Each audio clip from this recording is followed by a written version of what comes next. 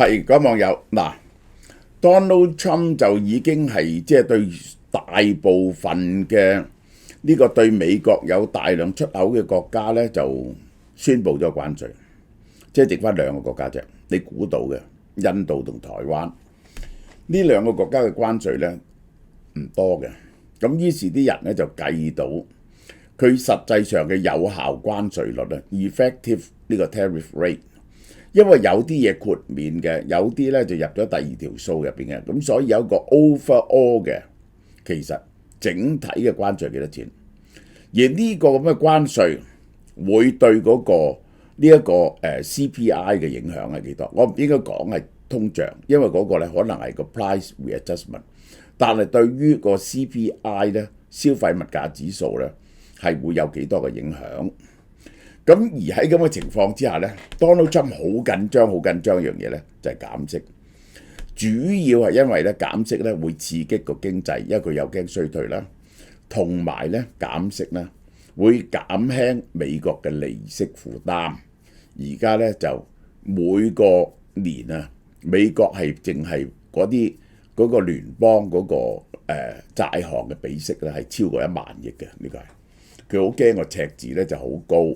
得罪咗嗰啲咧就傳統嘅呢個共和黨係主張咧就減少債務嘅嚇。咁另外咧就因此咧佢就針對呢一個聯儲局主席，我哋又舉一個例子睇下，假如嗰個物價飆高，而你減息咧就會點咧？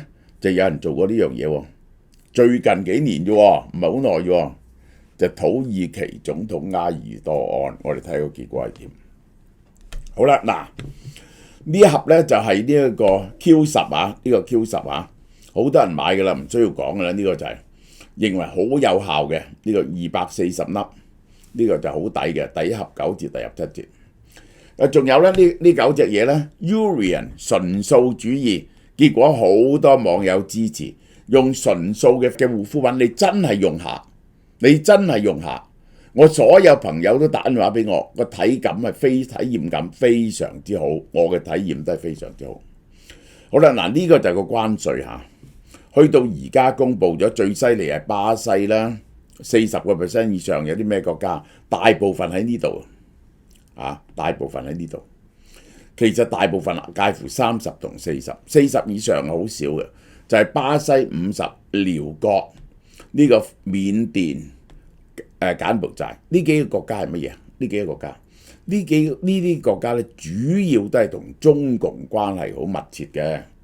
斯里蘭卡都係，呢個就係其他呢一堆咧就係好啲嘅國家咯。日本啊、馬來西亞同佢 friend 啲嘅國家咯，有20至30呢堆咧就30至40，即係咁樣。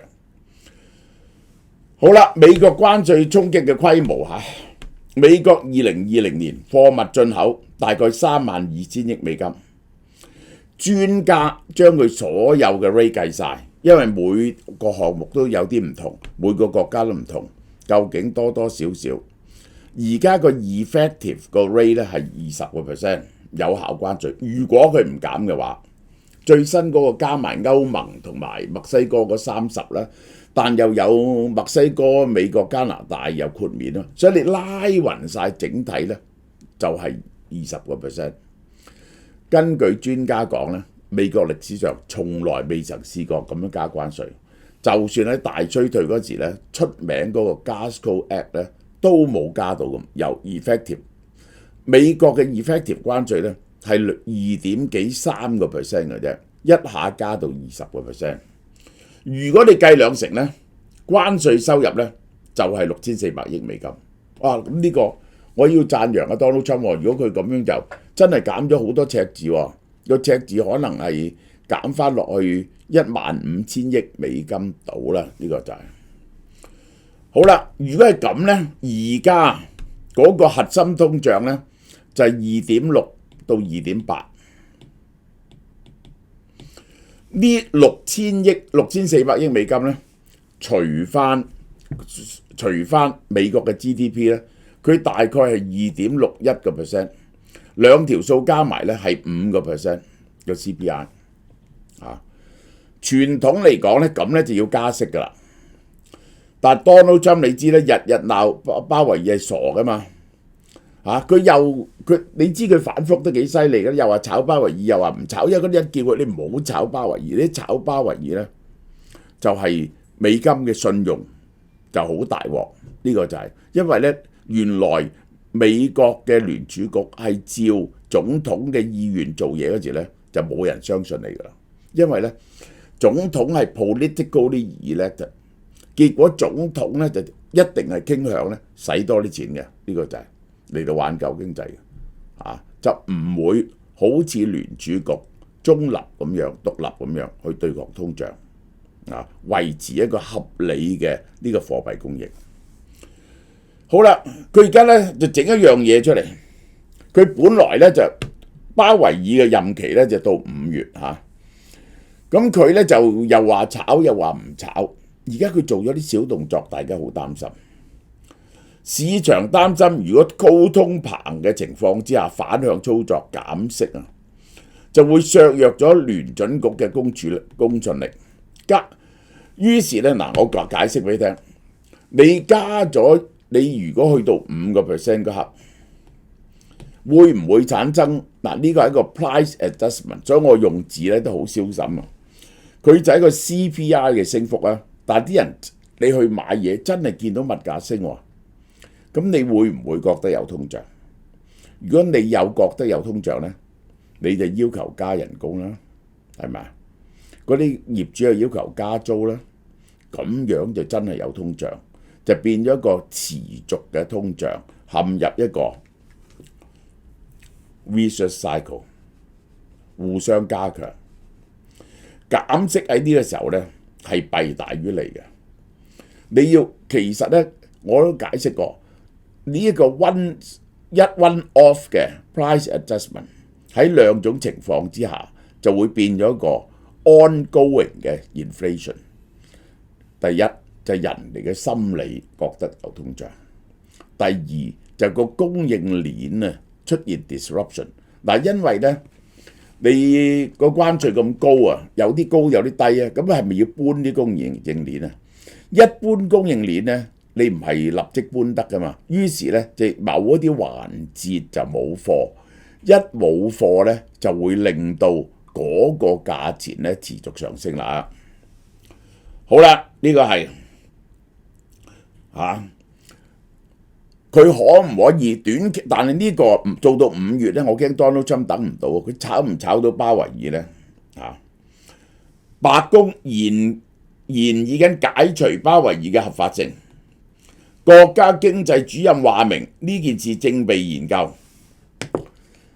呢一個係總統有冇權炒聯儲局主席咧？有，但係咧 with cause 個法律嚟寫係有正當理由嘅，即係咧聯儲局主席對於個 monetary supply 佢係有客觀嘅呢一個權力，佢自己有權去操作。你可以同佢唔同意，你可以唔同佢，你唔能夠因為呢樣嘢炒佢。聯儲局嘅 mandate 就維持一個2% 嘅通脹，同埋避免個失業率過高。佢就睇住呢兩樣嘢，佢就唔理你中期選舉選唔選到嘅嚇。白宮咧好似喺度鋪排緊，有理由炒佢，安排緊證據喎。呢個即係點講咧？我即係講，即係譬如話你要炒人咧喺台灣啊，你就要1年補1個月嘅。咁你咧，但係你寫咗3封警告信佢都唔改，咁你有權炒佢。咁佢似乎出緊警告信喎，呢個係佢呢一個國家經濟主任，唔係呢一個人咧，已經發信去質詢函俾鮑維爾，問佢裝修案嘅細節。政府會因為佢嘅回應呢一個經濟委員會主席決定下一步。指控佢第一就係太過奢侈，就係嗰個 budget 係 over 得好犀利。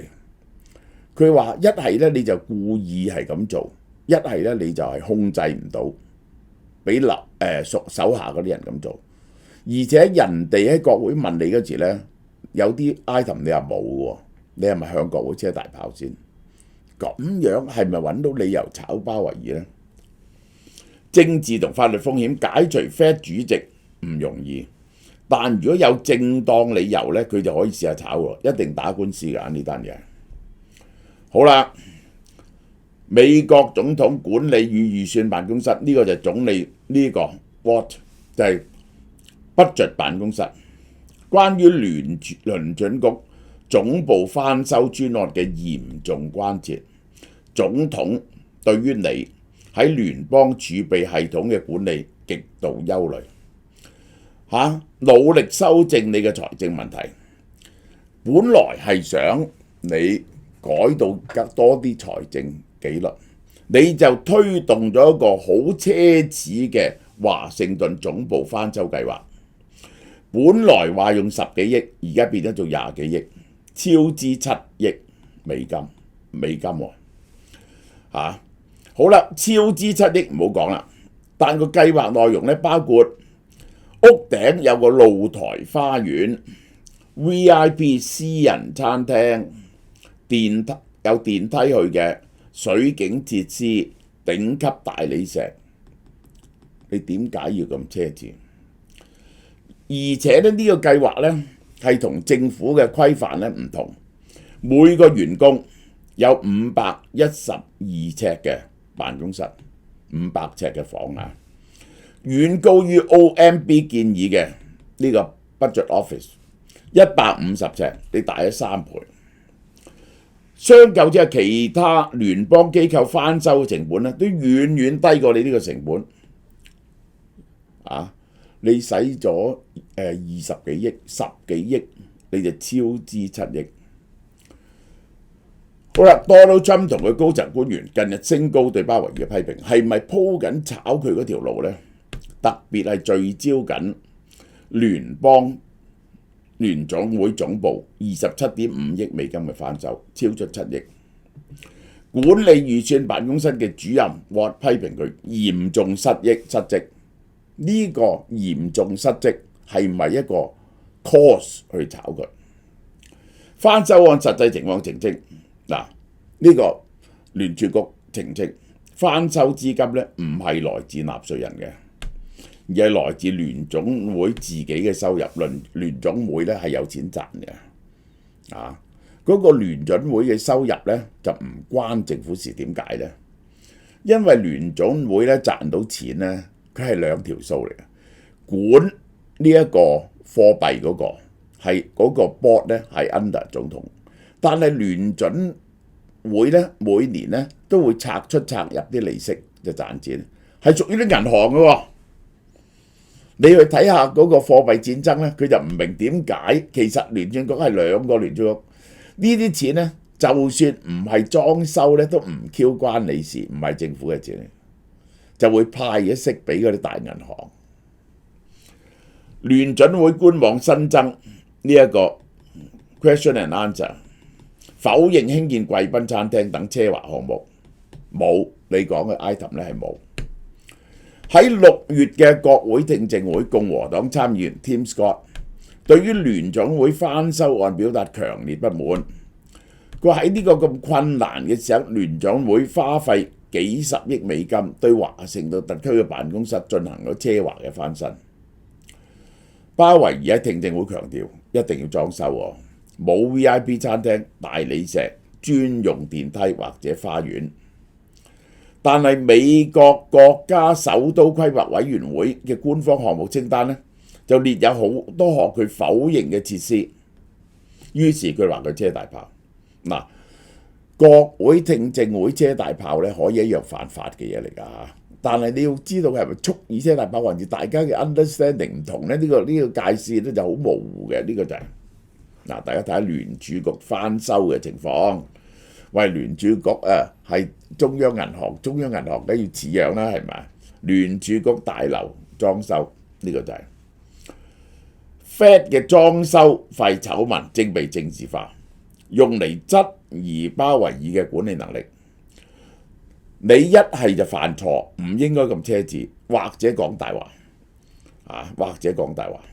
政府就可以話有理由要解僱你，因為你管理不當，而家製造緊政治壓力，動搖聯儲局嘅獨立性，繼續攻擊鮑威爾。根據法例，based on legal put，唔可以自由地炒聯邦聯儲局嘅主席。要炒咧，一定要有理由嘅 for cause， 好似係無能或者行為不檢就得。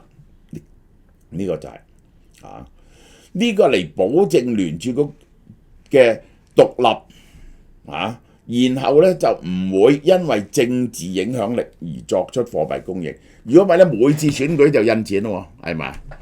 如果 subject to 呢一個 political influence 嘅話就，但係多數嘅法律學者指出咧，即使主席咧因為犯錯或者誤導國會，如果冇從事重大嘅官方欺瞞咧，唔容易構成誘因嘅基礎嘅。一定要有重大不實嘅陳述或者證據，明確知道佢係誤導。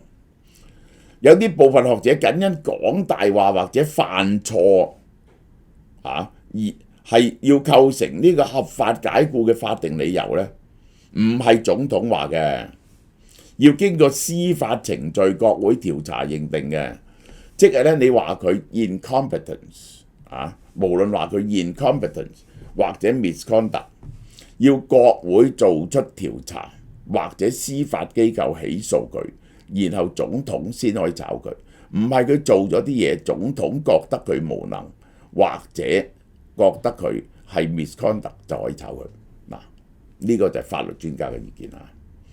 好啦，我哋睇下土耳其啊，土耳其發生咩事啊？呢個係呢個就係土耳其嘅通脹。我解釋俾大家聽先。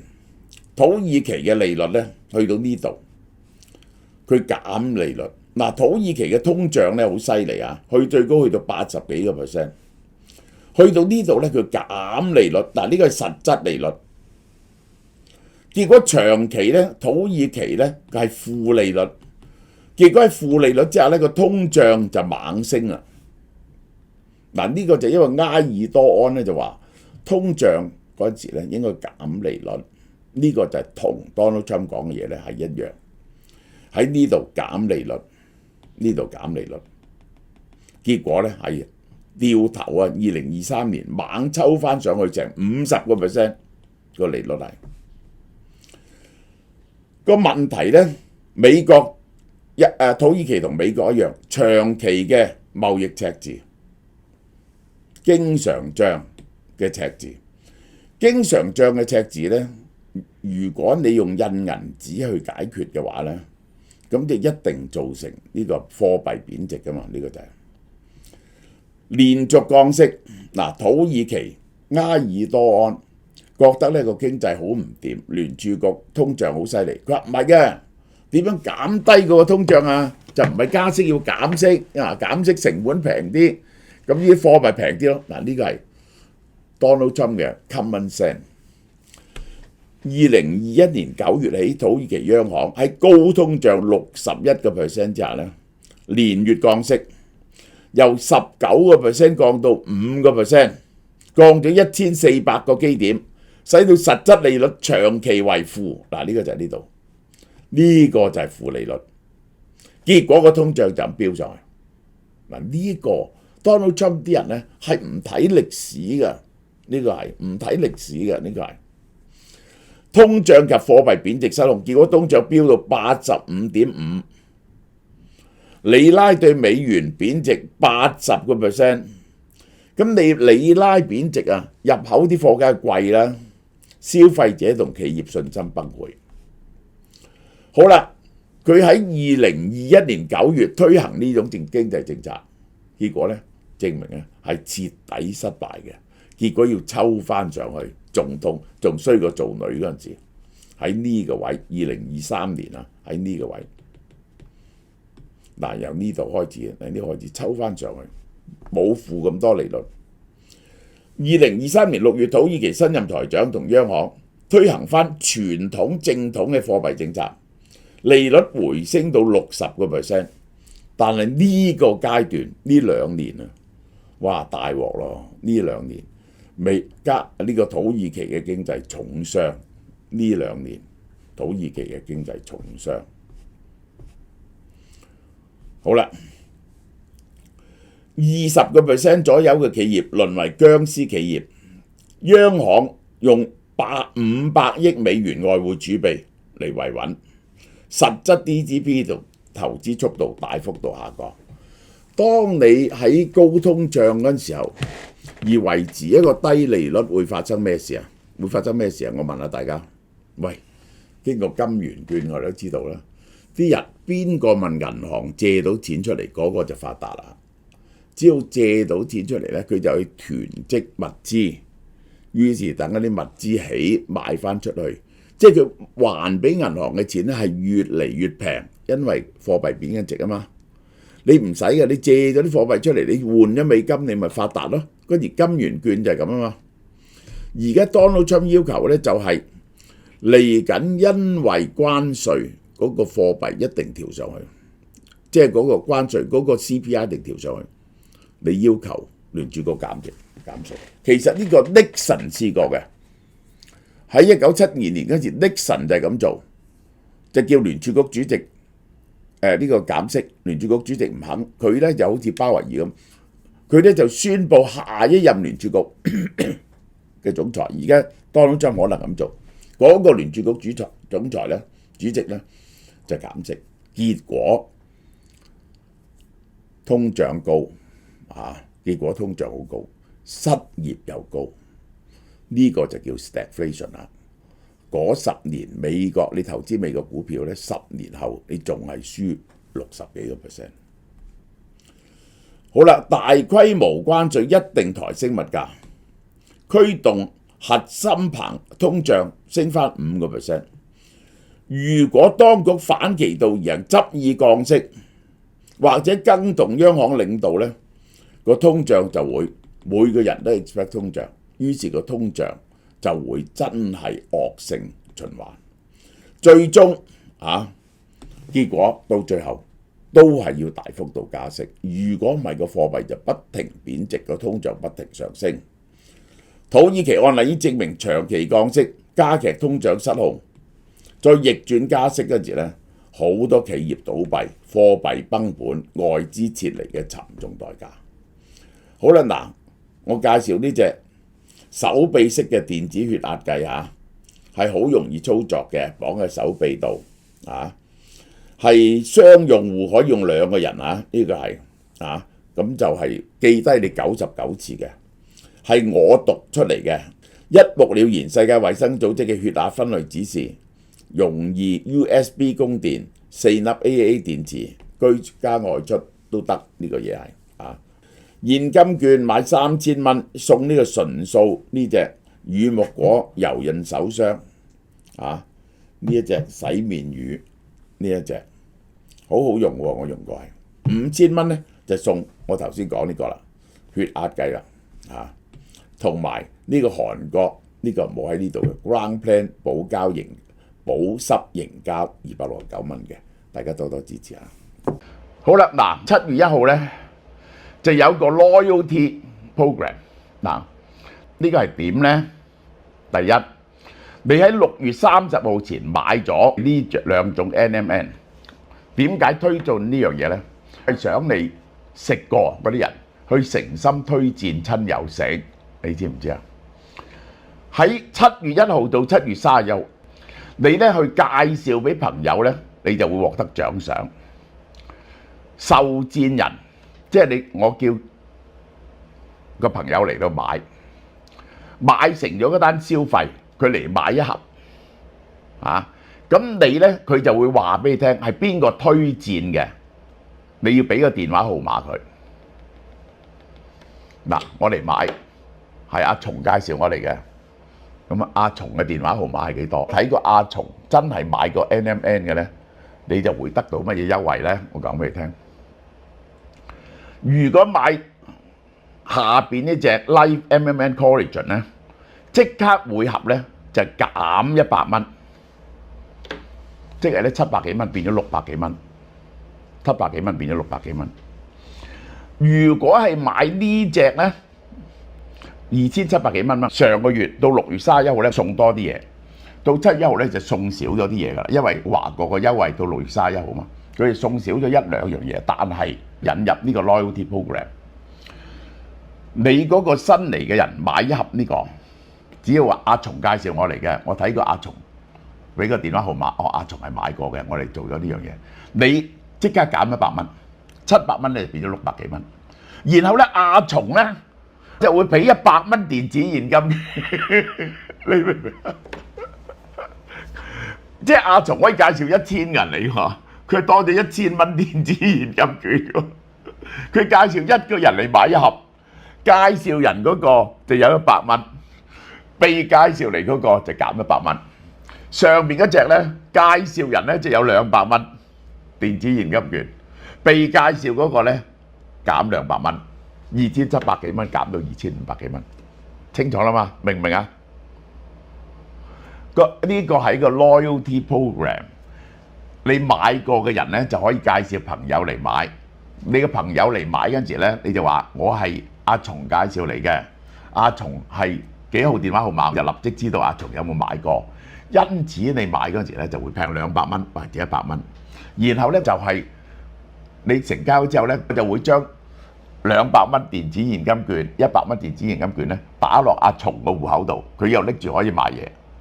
阿松咧可以介紹無限量嘅人嚟到買嘅，清唔清楚啊？呢個係明白咩啊？嗱咁嘅呢個月咧減咗啲送嘢，呢一個2766蚊咧，而家仲係送2樣嘢嘅。呢個4個月嘅 MMN 送腦燒樂同血糖樂，但係如果你有人介紹你嚟嘅減200蚊，你係2566蚊。食4個月，呢隻 MMN 有 TMG 白藜蘆醇，而被介紹嗰度有咧，又少200蚊買，2500幾蚊買，2500幾蚊買，介紹你嚟嗰個咧俾200蚊現金券，電子現金券佢。呢一隻咧就送雙重免疫益生菌同埋瘦身咖啡嚇，762蚊，俾人介紹嚟嗰個減100蚊。即係實在係662蚊啫。如果有人介紹你嚟，而介紹人嚟嗰個咧，你無論介紹幾多個人嚟都好咧，每一個介紹一個人嚟咧，有100蚊電子現金券，清唔清楚啊？呢個係。